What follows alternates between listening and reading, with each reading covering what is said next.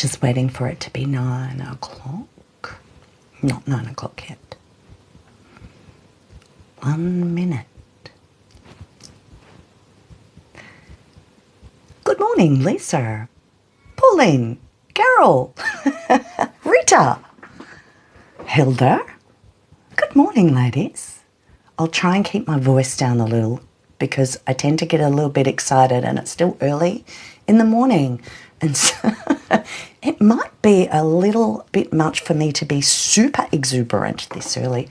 So I hope you're all enjoying the cooler, very strange weather if you're in Perth. If you're not in Perth, yeah, it's been a bit sticky, hasn't it? Good morning, Claire, Helen, Erica.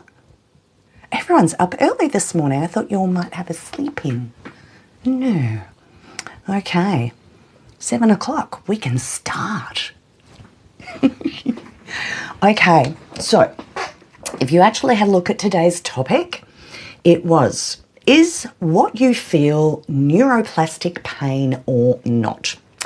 And when I say pain, so look, those of you that are already doing my course actually know some of this stuff, but again, it would, morning sis, morning Dal, morning Lee. Some of you may need to rehear what I'm going to say today. So is our pain neuroplastic? How do we know?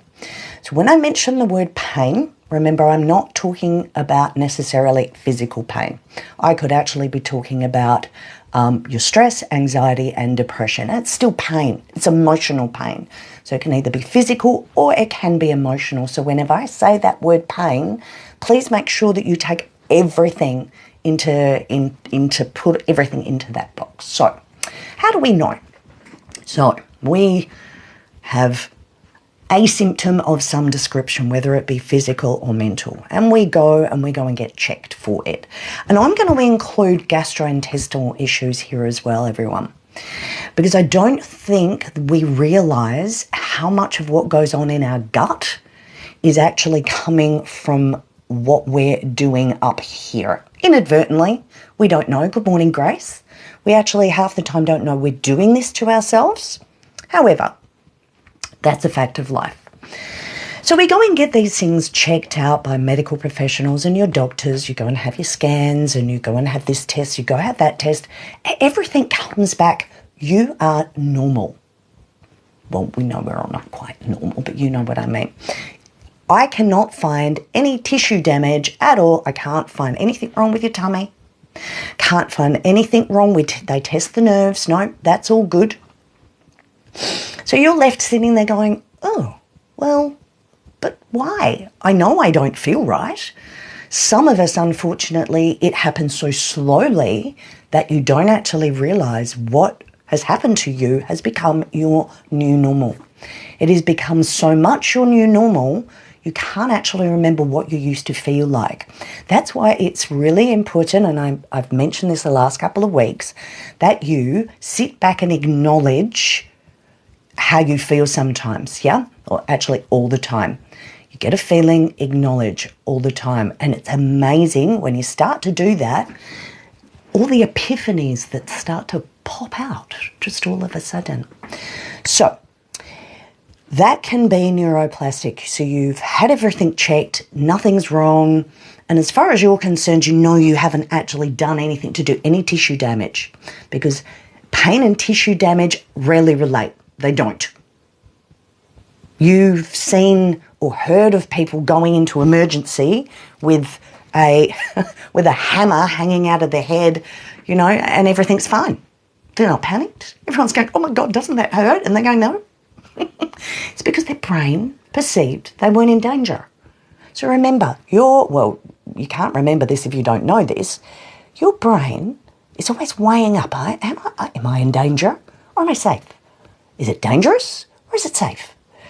If it perceives that the situation that you're in is more dangerous than safe, it absolutely will bring in some sort of manifestation of something, whether it be that heart rate just all of a sudden speeding up when you feel absolutely fine. You're sitting there, you feel fine, heart rate's beating. What's going on? That's because you are in fight, fright, and freeze. Yep. Good morning, April. Nice to have you on board. So if you are sitting there and you get that, your heart's pumping, you know you're relaxed. You could be sitting there just watching something and laughing at it. And you've got your heart pumping in your chest. Well, that's your unconscious mind having a little think about something in the background. And it's actually your fight, fright, and freeze reacting just all of a sudden at a thought your unconscious mind has had all of a sudden. So that's why if you don't stop in the moment, if you keep glossing over things, like I said last week, if you keep glossing over the feelings, you're never ever going to come to the bottom of what is going on. Okay, so another way you would know that you have neuroplastic pain, and because some of you have only just come in, pain, when I say pain, physical or emotional, they both sit in the same pocket. So another thing, if your pain moves, so one day it's here and the next day it's here, and then another day you have a problem somewhere else. Okay, if you have something wrong in your body, that pain is not going to move. If you have pain one day and you don't the next, then that means that area is actually okay. Yeah? What you're feeling is either something that's referred from somewhere else in your body, or it's neuroplastic. Because here's the thing. When you're in a state of stress, that stress, fight, fright, it's really hard to say this early in the morning. Fight, fright, and freeze. When your brain goes into that, okay, it shuts everything else down, and half the time you don't even know that you are in there. Yeah? But your body is, remember I said to you, it was either last week or the week before, pain is an indication that you have an unmet need somewhere in your body. Yep, emotional or physical. It's telling you, I have an unmet need. Please, could you sit down and just think about this for a minute? Yeah? So when pain moves, did you know that you have more neurons than you do in your brain that actually think? Your serotonin, most of your serotonin comes from your gut. If you're in fight, fright, and freeze, you shut that down. So it is no wonder when you eat crap, you feel crap, your mood is crap, because your body's not working properly. So it doesn't release the serotonin you need. That's your mood leveler. So now, when you're eating, we all do it. I do it all the time. Well, on the weekends. And you wonder why the next day you really feel flat. That's because your body hasn't been able to work properly. So we have to put up the consequences of bad food in the gut. But digestional issues come from here as well. It's not necessarily what you're eating, what you're putting in your body. It is from a response your body is having from an unmet need. What is the unmet need, you may ask? Well, I don't know. That's what we've got to find out through a process of elimination. Okay. Most of the time, you put yourself into these states because of a conditioned response. You, us, we have conditioned ourselves for that response, for that physiological response that your body is having at that moment. Yep. So, for example, your body is that powerful, and your brain, so remember, it's not just what you feel, it's what you see, it is what you smell, it is what you touch, it is what you feel, it is what you hear. That creates this response within the body. The conditioned response that your body has for a particular situation is a little neuronal package that you've made, a little thought process that you've made. Over time, the more you use it, the stronger it gets. Good morning, Yvonne. So the more you use that thought process, the stronger it gets. And it becomes a primary go-to for your brain, that little thought process. But if you've made something that is negative within you and you mull over that, yeah, every time you go there, you're putting your body back into the fight, fright, and freeze response. And it could be manifesting that emotional or physical pain for you. Again, flicking the switch back on every time you take your mind to that. I'll give you an example even. Something happened to you 20 years ago and it was a big moment for you. May have been traumatic, maybe not. Might not have even happened to you. Could have happened to someone that you know. When you go back and you think about that, even if it was 20 years ago, if you haven't dealt with the emotions sitting around that particular event, your body, your brain, your physiology will go back to that point in time. You will relive it cell by cell.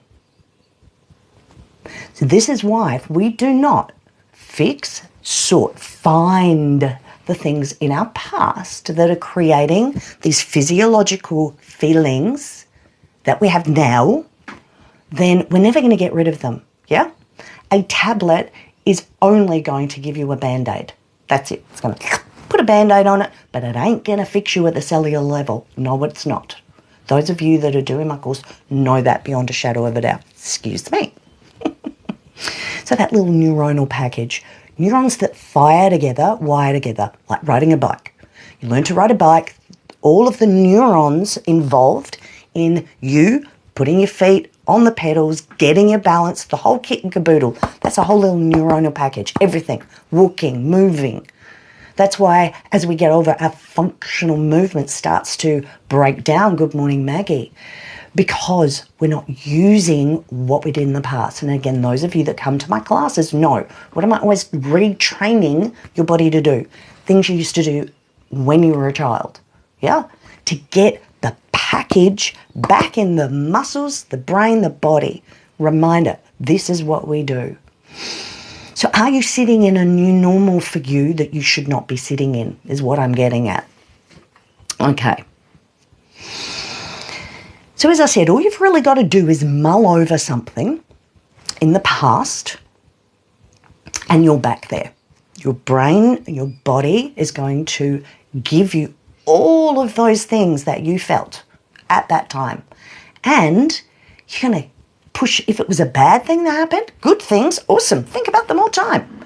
But if it's not a good thing, your body is pumping cortisol through your body again. Yeah? We need cortisol to wake up. We need it when we exercise. We need it when we need to move quick. We need it to run away from a hungry lion. But how often does that happen? No, it doesn't.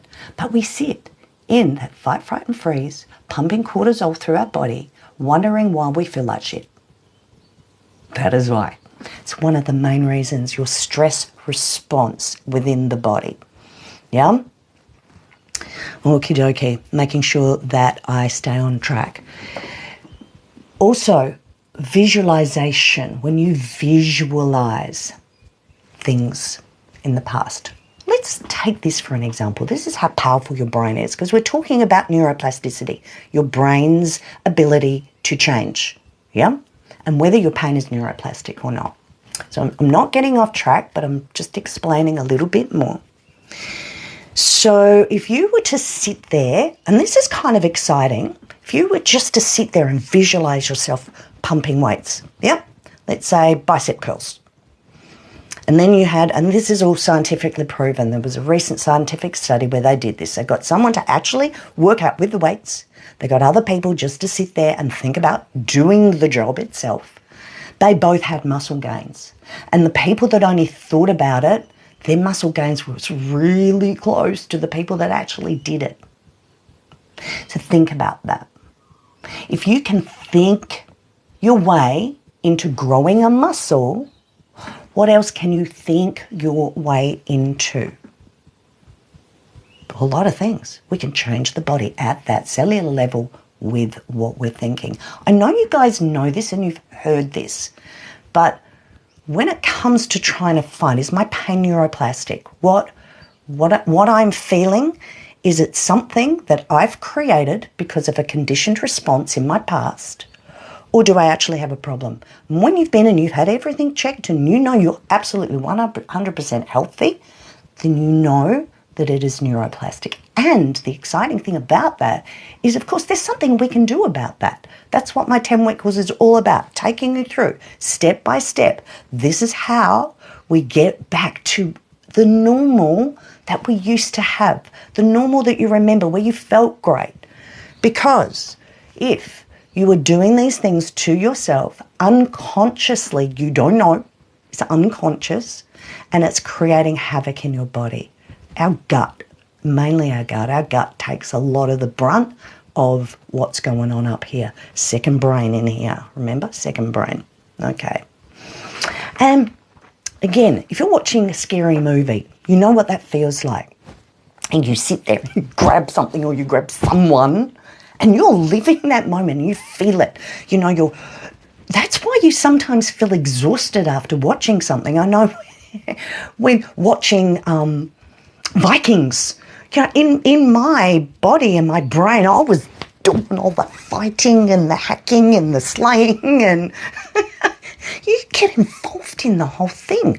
Do you not think that has an effect on your body? Absolutely, it does. The fear you feel when you're watching something scary like Jaws, even though you know, and some of you have heard me say this, you know that a shark is not going to knock on your door and go, excuse me, can I eat you? You know, your brain knows, but it still has the physiological responses that you would have if that was actually happening. So it is any wonder why you keep mulling over things in your past that you can't fix yourself right in this moment, because you're living back there. Stop going there. Why are you going there? What do you need to go there for? Not unless it's an awesome thing you're thinking about. If it's something crappy, deal with it. Yeah? Okay. I shouldn't say it like that. You need to deal with it in the right way so that you can actually change your body back at that cellular level. Get this working properly.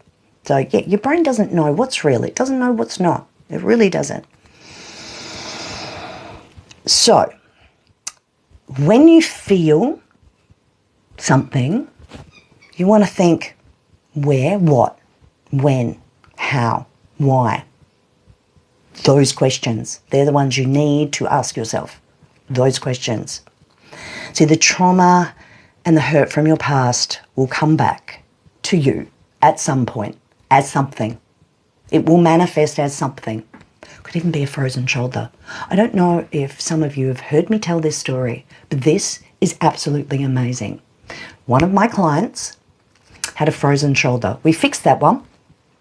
Then she presented with another one. But this one wasn't acting like this one. This one was taking a lot longer, and she still only had range of motion to there. So when I asked her one day, where's your range of motion now? It was just to there. So what we did, I did a little experiment because I just started learning all about this stuff. And I was like, oh, okay, I want to try something. Do you trust me? Do you trust me? And she said, of course I do. So what I got her to do, I was standing, oops, sorry, I just tapped the mic. I was standing, and what I got her to do, excuse me, I'm going to stand momentarily. So I was standing, and I held her hand, and I got her to sit and stand. I got her to sit and stand. So as she was sitting, I was lifting her arm up a little every time she sat and she stood. She had her eyes closed. Got to have her eyes closed. We got her arm up to here. I asked her to open her eyes. It took a little bit. She looked up and she went, I can't believe that. She could only get it to there before. But all of a sudden, in the space of around 15 seconds, we've got her arm from there to here. Why? Because her brain was frightened. It could remember what she went through with the other frozen shoulder, and it's freaking out. It's going, I don't want to go through that again. Don't make me go through that again. So I'm going to limit your range of motion because I don't want you to do any more damage. I feel you're in danger. So I'm going to stop you moving that body part. Do you want to know what happened? As soon as she looked at that, her brain went, oh, crap, I've got it wrong. Nothing is going to happen when I move my arm to there. All right, well, I'm going to calm down. So the brain calms down. The next week, all of a sudden, she's got her range of motion back. There is no pain. There's a bit of stiffness there because she hasn't been moving it. So it's a bit stiff. So we do need to do some mobilization work. Who cares? That's a power of your brain. It can stop you from moving a body part. It can stop you from getting out of a chair. It can stop you from walking, moving. So when we understand that, then we go, okay, I do need to have a look at the responses from my body that I have conditioned myself to do so that I can live the rest of my life in control. Look, I'm still a work in progress. Absolutely. I'm still finding things, but the only reason I'm finding them is because I'm stopping and thinking. I'm going, what was that? Why do I feel that in this situation? Where have I been in the past that I've heard, smelt, felt, tasted, even your taste? Yeah? Your memory brings all of the elements in. I've said this to you guys before. If you are living in your past, you're living depressed.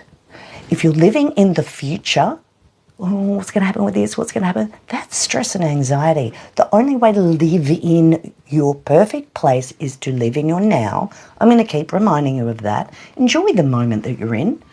I have to keep reminding myself of that as well. But I start thinking about that. Go, why are you worrying about that? Nothing you can do about that. Nothing you can do about that. So how about you enjoy what you're doing right here, right now? Yeah? So here's the thing. The fear, the guilt, the shame, the anger, the loathing for yourself or someone else that you have felt all in your past, like I said last week, you shove it all in a backpack, you put it on your back and off you walk with it. What really do identify these things, because this may be creating your neuroplastic pain. Look, there's a lot to fixing it, lots of bits and pieces, but this is why we're here. So, what I want to leave you with, be careful with what you think about. Okay?